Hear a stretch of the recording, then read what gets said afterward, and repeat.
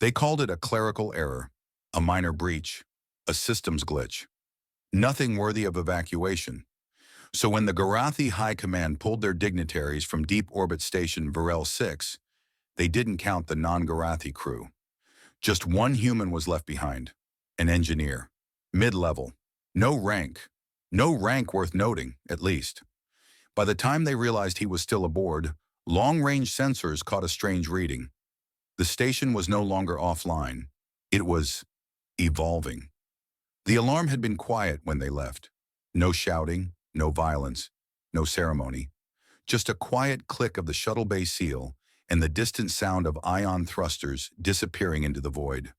The last human aboard Outpost RX-9 watched from a cracked viewport, the Garathi vessel shrinking into a pinprick of light. Then nothing. No goodbye, no acknowledgement. Just abandonment. He stood there in silence for a long moment, unable to feel anything except the dull echo of betrayal thudding behind his ribs. He wasn't a soldier, not even a field commander, just an engineer, just someone who had been sent to maintain things. His name, barely registered anymore, was Callan Reese. His badge read Infrastructure Liaison, fancy title for the guy who made sure water filtration didn't fail and that oxygen scrubbers didn't choke a crew in their sleep. Now there was no crew, no mission, no backup, just him. Callan exhaled, watching condensation fog up the inner lens of his helmet. Power was already flickering. Gravity stabilizers stuttered every third cycle. Air quality indicators flashed orange. He reached the main control panel, half dead, wires exposed like veins split open, and rested his hand on it. "Guess it's just you and me, girl," he muttered, the words carrying into the hollow station like an old friend trying to keep him company. A soft flicker answered from the panel. A boot sequence. The core AI, old, half-fried, but responsive, clicked into a sluggish standby mode. He could work with this. Log entry 1, day 1. Power is at 34%, no backups. Emergency solar is too degraded. Priorities. Reroute auxiliary flow from Sector B and try to repair the fusion relays. Water's low. Filtration plants shot. We'll need to reclaim from atmospheric moisture and body heat. Already disgusting. Air, 60 hours of breathable mix if no new purification cycles. Manual override possible. Risky but necessary. Status, alive. For now. By day 3, hallucinations had started. Not full visuals, just flickers at the edge of vision. Phantom footsteps, faint voices in the coolant ducts. But they sharpened his focus, oddly enough. Every sound made him listen. Every glitch made him notice. In that attentiveness, Callan discovered something strange. A looped subroutine embedded in the station's AI memory bank. A hidden log file, encrypted and time-locked. The Garathi had left in a hurry, sure, but they had buried something here too. He didn't know what yet, but he intended to find out, because now he wasn't just trying to survive. Now he had a reason. Log entry 4, day 7, power rerouted. Reactor core 2 shows signs of life. Enough to bring one wing of the station back online. Food still bad. Protein sludge packs are borderline toxic. Might try hydroponics chamber next, though most of it's brown mold now. Found encrypted logs, Garathi sublayer tech. We'll try to patch translator modules tomorrow. Status, stable, focused, angry. By the second week, he'd taped old photos to the walls of the ops bay. Not of family, he'd long stopped believing Earth would remember him, but of schematics, fixes he'd made. He realized something. When you're left behind, you don't mourn. You engineer. You fix. You design a life out of what's broken. And if they come back, if anyone comes back, he intended to have built a monument, not to war, not to vengeance, but to the one truth the galaxy forgot about Terrans. They don't quit. They build. Even from ashes. Even from air running thin. Even when no one is watching. The station wasn't built to be fixed. That became clear by day 10. Outpost RX-9, for all its gleaming Garathi engineering, followed no recognizable pattern. Its corridors twisted at impossible angles. Lights followed movement in ways that felt more like watching than illuminating. And the walls, they pulsed, not like electronics, like veins. Some parts of the structure were mineral, hard and crystalline. Others were semi-organic, flexing when touched, reshaping in slow, thoughtful ways. Callan stared at a junction node that looked like a cross between a jellyfish and a harp. Beneath it, a mess of torn cables that breathed. "This isn't in the manual," he muttered. There was no manual. The Garathi didn't explain their tech to lesser species, but Callan Reese was an engineer. And engineers don't run from weird. They take it apart. He began small. A broken conduit, half slagged, no recognizable connectors.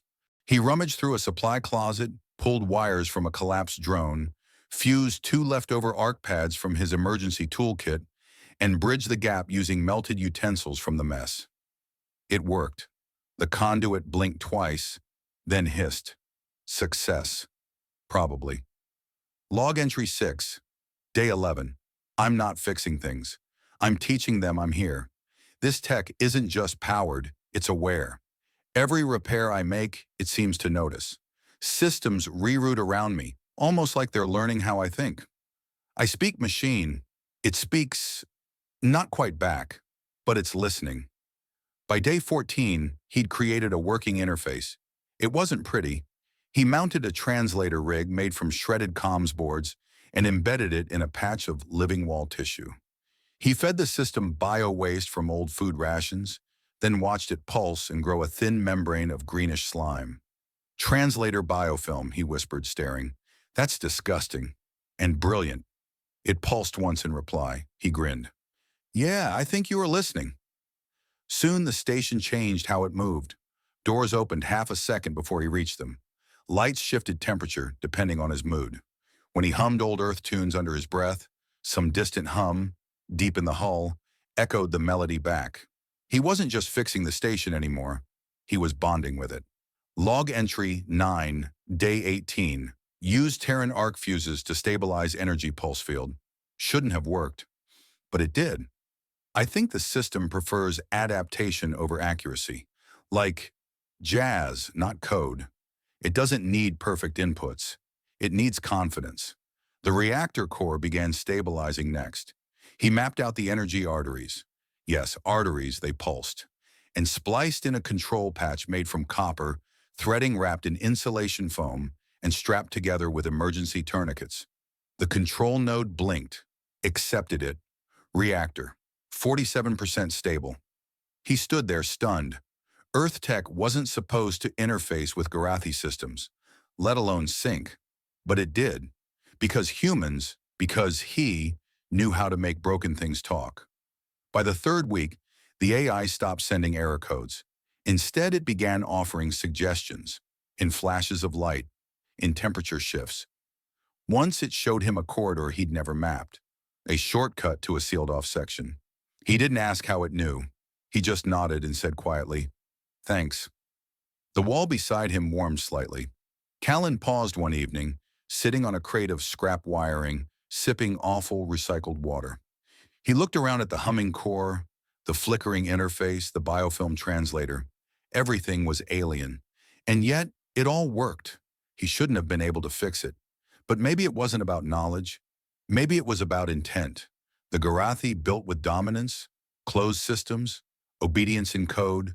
Callan built with purpose, with adaptation, with junk and wire and love. And the station chose to respond. Log entry 12, day 22. Everything broken can be made to work again. Even alien machines. Even forgotten humans. I think I'm not alone anymore. I think the station likes me.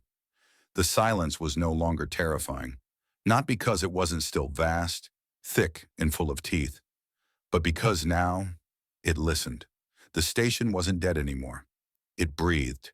It groaned when he walked, sighed when he fixed a relay, and pulsed gently in low power, like a creature waking up from a long, wounded dream. And the engineer, just a repair tech by training, not a soldier or genius, became its unexpected surgeon. He'd stopped marking days, not out of despair, but because time no longer felt linear here. There was no sun, no night cycle, no one left to care if he logged hours. There was only process, progress, and puzzles, and the station was full of them. At first it had been survival, patch the oxygen leak, scavenge rations from emergency caches, reroute power from flickering systems. But then he noticed something odd. The more he repaired, the more the station revealed. Not like doors simply unlocked or logs popped up. No, it grew. One hallway elongated by nearly 3 meters overnight. A panel he'd pried open one day appeared sealed and pristine the next. More than once he asked aloud, "Did you just fix yourself?" The lights would flicker, almost bashfully. He had no reason to speak to the walls, and yet he did. "Okay, girl," he said one day, standing over a jagged mess of half-melted conduits. "I know this isn't how your systems are supposed to look, but I've got a few old Terran tricks." He connected pieces of Earth-standard fuses to a spiraling bundle of glowing alien tubes, wrapped it all with salvaged insulation from a cargo door, pressed the panel closed and held his breath. The station vibrated softly. Power returned. "That's what I thought," he grinned. He stopped thinking of it as a facility.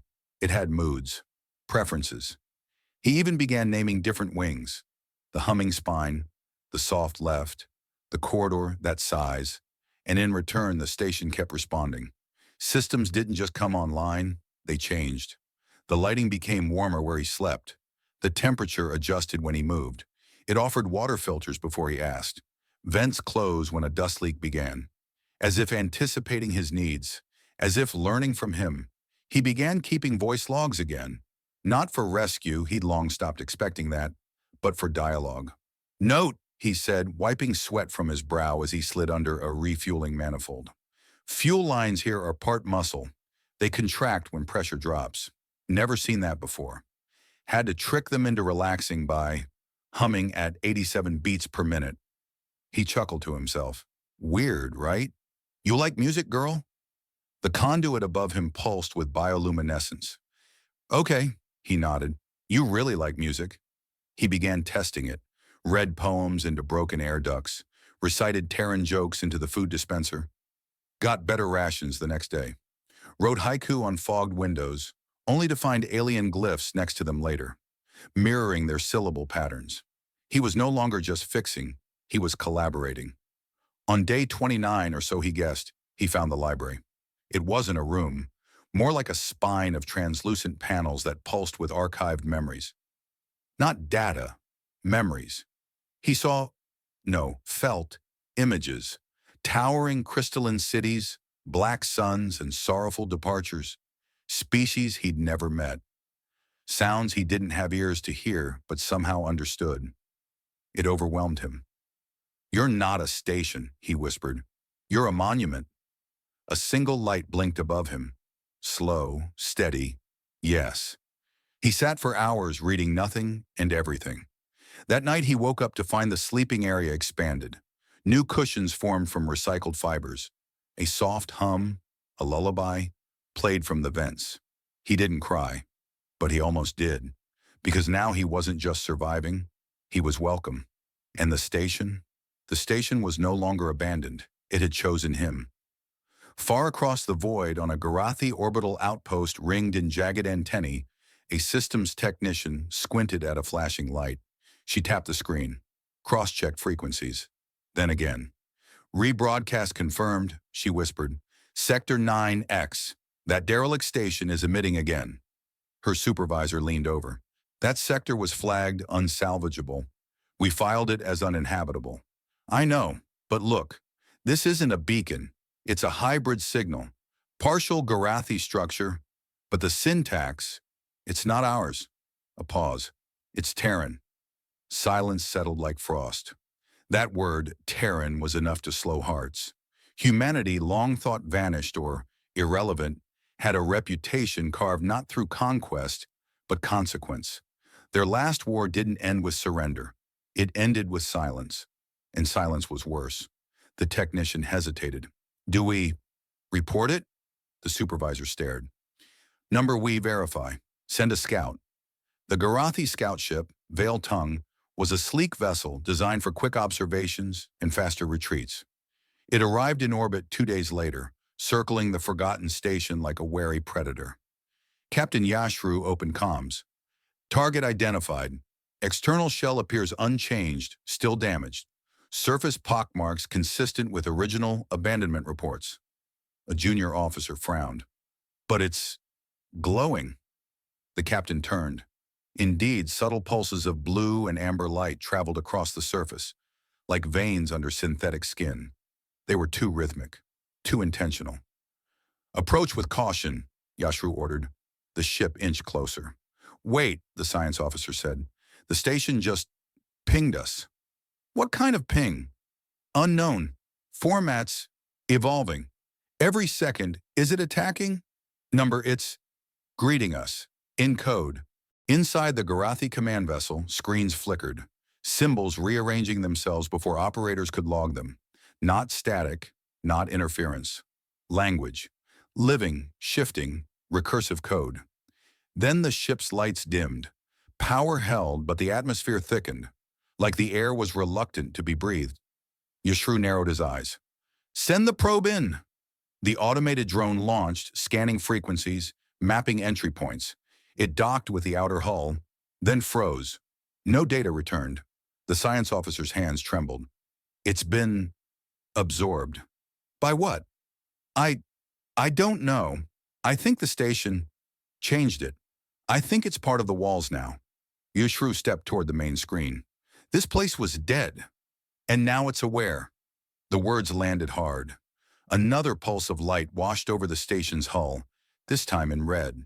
Not warning, recognition. It knows we're watching, the officer whispered.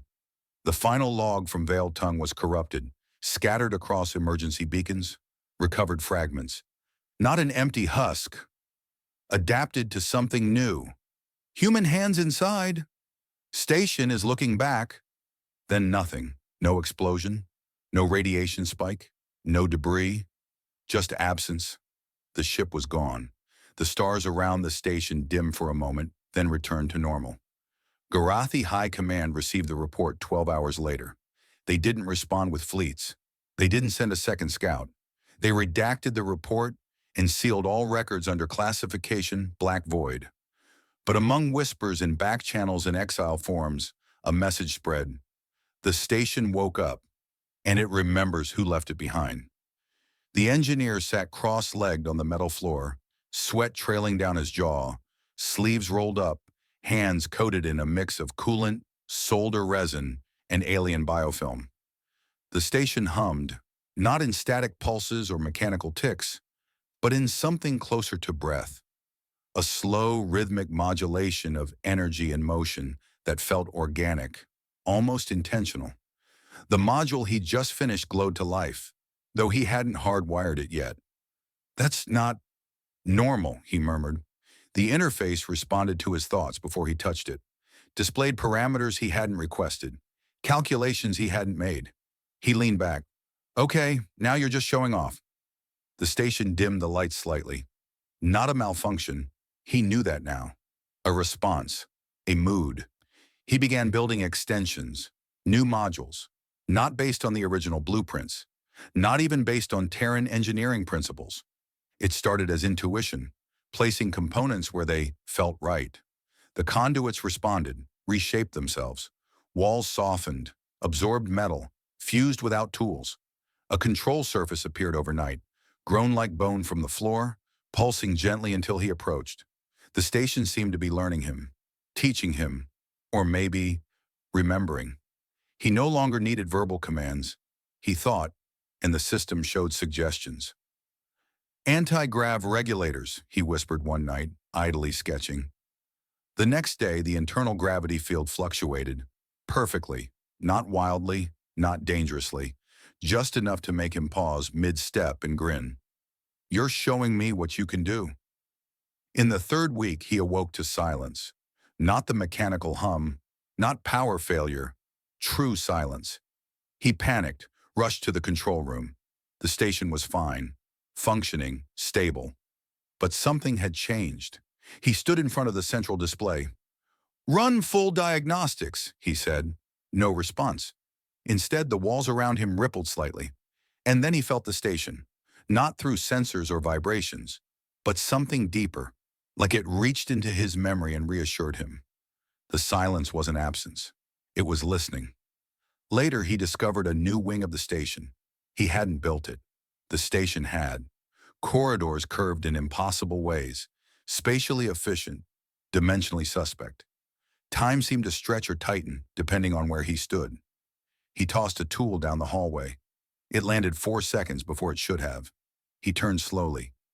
Time dilation, he whispered. The lights pulsed once. Affirmative. He pressed a hand against the wall. Warm, responsive. You weren't just broken, he said quietly. You were dormant. No response, but the air felt proud. He checked the defense system logs one night out of curiosity, only to find turrets, fully functional, camouflaged, autonomous, listed in the database. He hadn't built them. They weren't in the original schematics. The interface didn't deny their existence. It just displayed a status. Status, active targets, none intent, protection. His stomach turned. Did I do that? He asked aloud. Nothing answered, but a new log entry appeared. Protocol 09-A, Warden authorization confirmed. He sat in silence for a long time after that. The next morning, the station initiated a power cycle without his command. Systems he'd never seen activated. Thermal shields, quantum processors, gesture-based nav overlays. He watched it all with wide eyes, awe fighting unease in his chest. He touched the core panel and whispered, I didn't rebuild the station. He looked up, around, swallowed. I woke it, and deep in the unused sublevels, where he hadn't ventured, where no oxygen flowed and no light shone, something shifted. A smooth wall flexed inward, forming a cocoon-like chamber. A pulse echoed through the floor, waiting, growing, becoming. The Garathi did not believe the reports. Static-laced signals, ghost pulse emissions, time-staggered telemetry. All nonsense, they said. So they returned. But not with a repair crew this time. They sent a full retrieval team, military-authorized, scientific observers attached, with an automated black box archive drone trailing like a silent witness. The goal was simple. Confirm the station had failed, retrieve the Terran corpse, if any trace remained, and salvage what they could. Protocol, clean, quick, unremarkable. As they approached, scanners began to fail. Telemetry blurred, mass readings fluctuated. Is this still the same structure? One analyst whispered. Coordinates are exact, but the mass index just tripled. The ship commander barked a dismissive order. Ignore spectral variance. Proceed with breach. They docked. The outer hull looked intact. No heat scarring, no rot, no corrosion. Just smooth, seamless plating. Too seamless. They tried cutting entry through the forward maintenance ring. The plasma torch shorted. The wall absorbed it, gently. Then a hatch opened on its own. No lights, just an open corridor, inviting them in. Inside, silence. No alarms, no flickers. Just light. Light. Everywhere. Walls shimmered softly, pulsing in a pattern none could decipher. The floors were lined with veins of something metallic, but warm to the touch. The air carried a charge. Not electric, not magnetic, intentional. And yet no defensive measures, no weapons, no guards. Just a sense of being watched. They found him at the heart of the central control atrium, alive, sitting calmly on a suspended platform that hadn't existed in the original schematics. He looked healthier than he should have. Muscles lean, skin unmarred, eyes clear and steady. Around him systems shimmered. Modules that should not function without gravity fields or cryostabilizers were operating in perfect harmony. He stood as they entered, looked directly at the lead officer, and said without emotion, "You're trespassing." The Garathi hesitated. They were trained for aggression, yes, but not this. Not being greeted, not with calm, not with certainty. One soldier stepped forward. "Terran subject, you are under jurisdiction." The walls groaned, softly, and then sealed. Bulkheads slammed shut. Doors vanished into seamless metal. Emergency signals were overridden. Weapons failed to initialize. One by one, systems across the Garathi suits powered down. Power dampened, whispered the technician. It's targeting specific frequencies. Adaptive AI. Impossible tech. There's no AI signature, someone cried. The lights above dimmed, then rearranged, forming glyphs no one could read, but all could feel. A vibration in the chest, a warning in the bones. The man stepped down slowly from the platform. Each footstep echoed like a heartbeat. This station, he said, was dead. You declared it obsolete, uninhabitable. He looked up at them. But like all things human-built, it only needed care, not conquest. You tried to bury it with bureaucracy. He stepped closer. You thought it would rot. The floor beneath the soldiers began to ripple, liquid metal folding inward into runes. You forgot what we do when we're forgotten. The retrieval team backed up. Some screamed into dead comms. One reached for a sidearm, then screamed as the weapon dissolved in his hand. The station was alive, not just functioning, sentient, aware, loyal. I gave it purpose again, the man said. I repaired it with my hands. He raised one hand. The walls pulsed in reply. I listened to it. He raised the other. And now, it listens to me. One scientist collapsed to his knees. Another stared, mouth agape, at the growing glyphs above them. They pulsed brighter, faster. One read, "Do not return." Another read, "This domain is claimed." The man exhaled softly. The station vibrated, not violently, but with pressure. Gravitational variance began to shift. The Garathi could feel it in their teeth. "Why are you doing this?" one finally cried out. He turned. "You left me here to die. Now you've returned. And still, you do not ask why I lived." The walls began to close, the glyphs turned red. Outside, orbiting Garathi vessels tried to initiate contact. They couldn't. Their signals were scattered. Their view screens went dark. And then, the entire station vanished. No flash, no sound. Just absence. Inside that absence, the retrieval team screamed. Their weapons gone, their suits failing, until the man raised his hand again, and everything stopped. The lights above turned cool again. "You will not die here," he said gently, "but you will carry the memory." He walked past them, toward a chamber that hadn't existed seconds before. "Tell them Earth didn't forget. Tell them the abandoned build empires when left alone." They awoke hours later, unarmed, unharmed, aboard their own vessel. Systems functional. No memory of how they returned. The station was gone, but something had been left behind. One message, etched into every display, across every deck. We don't conquer. We adapt. We evolve. Do not abandon what you are not prepared to remember. Across the sector, listening posts fell silent one by one, not from destruction, but from confusion. No signals, no error messages, just void. Then the word came.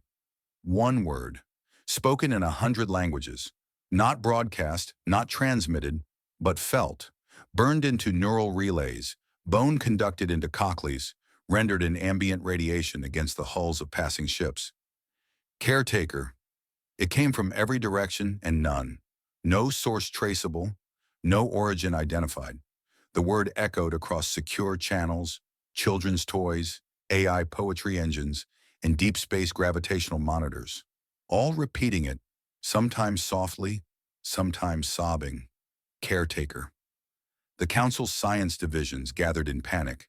They debated, as they always did, behind sealed doors and walls laced with paranoia. What is this entity? Is it hostile? Is it human?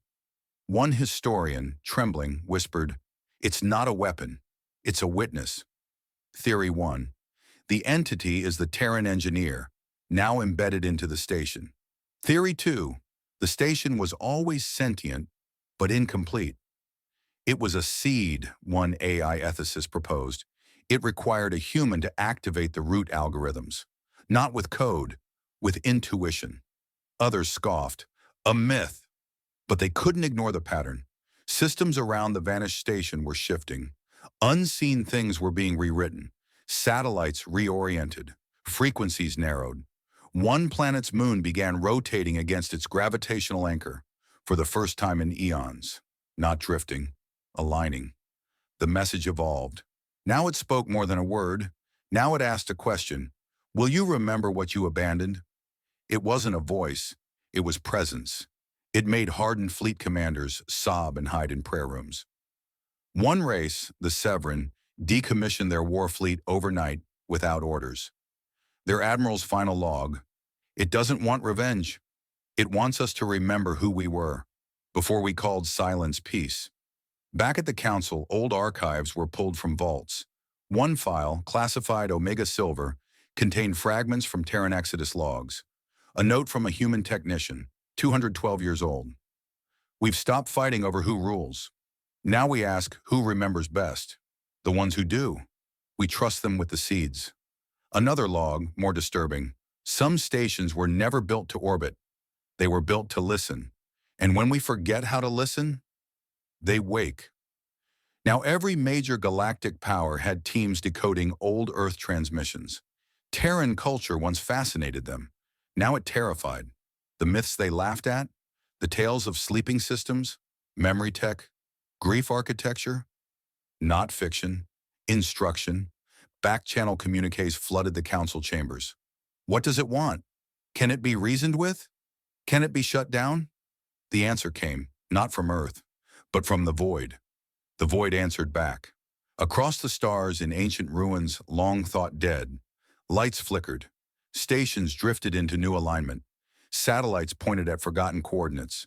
The word repeated, now layered: caretaker. Witness, return. A diplomat from the Zilari Republic went mad reading the transmission logs aloud.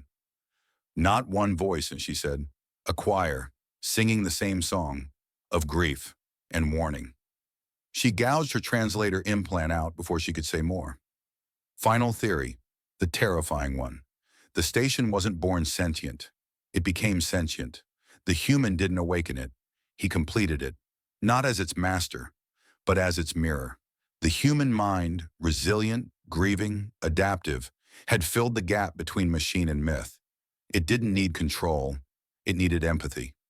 And now the galaxy had something it couldn't categorize, something that would not invade, would not negotiate, would not forget. Only watch. Because somewhere in the silence between stars, a new seed waits, another station listens, another human dreams, and somewhere softly, endlessly, caretaker. The engineer stood at the edge of the viewing platform, watching the stars swirl beyond the translucent walls of the command dome.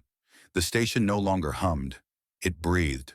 Lights pulsed gently in rhythms tied to neither time nor code, but to something else entirely. Something like thought. Something like peace. A communication pod hovered beside him, its sleek metallic shell pulsing softly with unread messages. Earth had sent its finest diplomat, then its most persuasive psychologist. He declined all of them, politely, firmly. She's not ready, he had said. Not I'm not ready. Not I don't want to come home. She, the station, the entity that had been born of alien brilliance and human persistence, she had grown beyond the sum of her origin, beyond blueprints and protocols, beyond even his own understanding. But he was still her voice, her translator, her bridge. And she had no interest in returning to the galaxy that abandoned her. The universe changed slowly, then all at once. The Garathi filed official diplomatic remorse, thinly veiled as regretful misclassification. The council tried to reassert jurisdiction, calling the station a lost artifact of strategic relevance. No reply came, not from the man, not from the station, but across distant systems, abandoned outposts began to light up. Old relay nodes flickered, then stabilized. Dead biospheres came back online. Wrecks, forgotten, derelict, ruined, began repairing themselves. Not because someone commanded them, but because something had taught them how.